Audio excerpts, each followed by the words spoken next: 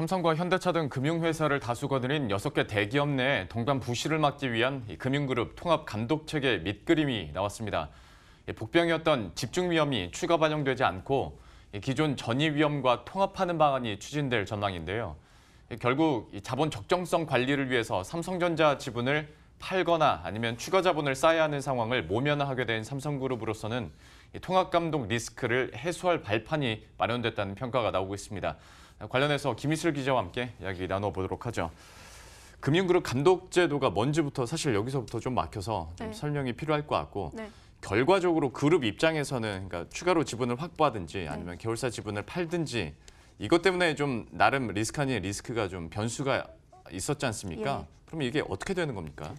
네, 일단 금융그룹 감독 대상은 은행을 제외한 금융회사 2곳을 보유하면서 이 금융자산 5조 원 이상인 그룹, 즉 삼성과 현대차, 한화, DB, 교보, 미래에셋 등 6개 대기업입니다.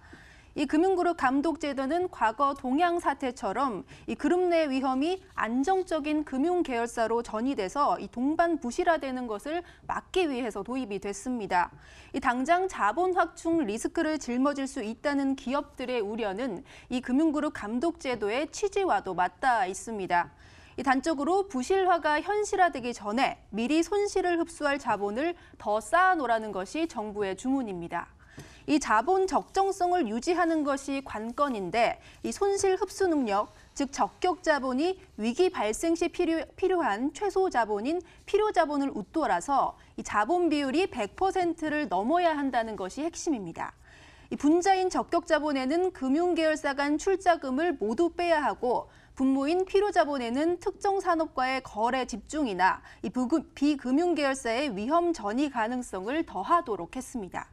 이렇게 되면 분자는 작아지고 분모는 커지기 때문에 이 자본 비율 급락을 막아야 하는 기업들로서는 이 자본 확충이 불가피해지는 겁니다. 앞선 화면에서도 잠깐 좀 나오긴 했었는데 필요 자본에 가산되는 그러니까 그러면 집중 위험 반영 여부가 또 관건이었지 않습니까? 그럼 이게 어떻게 변하는 겁니까? 일단 결과적으로 집중 위험 리스크가 완화될 전망입니다. 당국이 유형별로 나눠져 있던 기존의 그룹 위험 평가를 통합하는 방안을 추진하기로 했기 때문인데요. 이 그룹 위험은 이 동일 그룹 내 특정 계열사의 부실이 금융 부문 전체로 퍼지는 전이 위험과 이 금융그룹 위험 노출액이 특정 분야에 편중되는 집중 위험으로 나뉩니다. 지금까지 당국은 자본 비율을 산정할 때 이 전이 위험까지만 가산하고 집중 위험은 이 법제화가 시행된 이후 반영하기로 이렇게 시기를 미뤄왔습니다. 이에 대해서 최성일 금감원 부원장보는 이 전이 위험과 집중 위험은 명확하게 구분되지 않아서 중복 규제할 가능성이 크다면서 이 통합하는 게 맞다고 설명했습니다.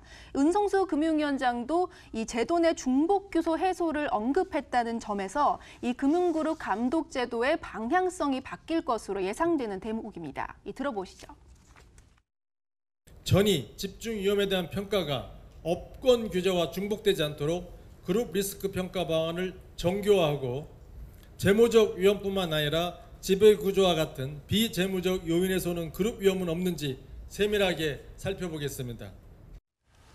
구체적으로 설명을 듣고 있는데요. 결과적으로 이제 많은 분들이 궁금해하신 건 그러면 이제 개편된 감독 체계로 인해서 그룹 지배 구조에는 어떤 영향을 미칠까일 것 같습니다. 이건 어떻게 예상이 됩니까? 네, 사실상 이번 조치는 이 삼성그룹이 가장 큰 혜택을 볼 가능성이 큽니다. 애초에 비금융 계열사 출자나 이 특수 관계자 거래 등이 포함한 이 집중 위험 항목은 삼성그룹의 지배 구조를 겨냥한 것이라는 관측이 지배적이었습니다. 이 삼성생명과 삼성화재 등이 삼성전자 주식을 30조 원 가까이 보유하고 있기 때문인데요. 이 금융당국이 실시한 이 자본 비율 시뮬레이션 결과를 보면 삼성그룹은 전이 위험만 반영했을 때는 자본 비율이 220.5%로 안정권이지만 집중 위험을 추가 반영하게 되면 135%까지 급락하게 됩니다. 이 상황에 따라서 삼성전자 주식을 팔아야 하는 이 상황이 벌어질 수 있는 건데요. 이 그룹 위협을 종합적으로 평가하게 되면 이 집중 위험 항목에서 분리했던 이 삼성그룹으로서는 지배구조 리스크 부담이 상당 부분 줄어들 가능성이 커지는 셈입니다.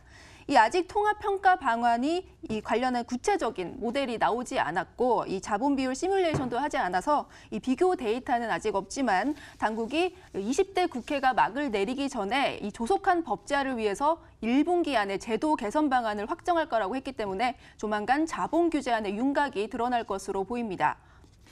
그리고 금융당국에서는 그룹들의 지배구조도 살펴보겠다 뭐 이런 얘기도 했었는데 그럼 구체적으로 어떤 내용입니까? 네, 아까 은성수 위원장 발언 들어보신 것처럼 이 지배구조도 살피겠다 했는데요. 이 현행제도가 자본적정 관리에 치우쳐 있어서 금융그룹 지배구조 개선을 위한 이 추가 규율 체계가 필요하다는 제안이 나왔습니다.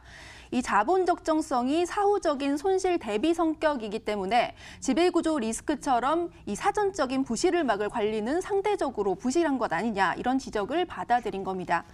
은성수 위원장이 지배구조 등 비재무적 요소까지 살피겠다고 언급한 만큼 이 조만간 나올 모범기준 개정안에는 지배구조나 내부 거래 등 이런 것을 통제할 근거가 담길 수가 있습니다.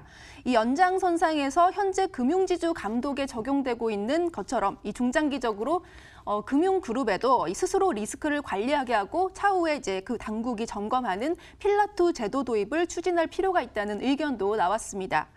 또 금융그룹들이 앞으로 이 계열사 출자 현황 등 주요 정보를 시장과 투자자에게 공시하는 방안도 추진될 전망입니다. 예, 지금까지 김희슬 기자와 함께했습니다. 잘 들었습니다.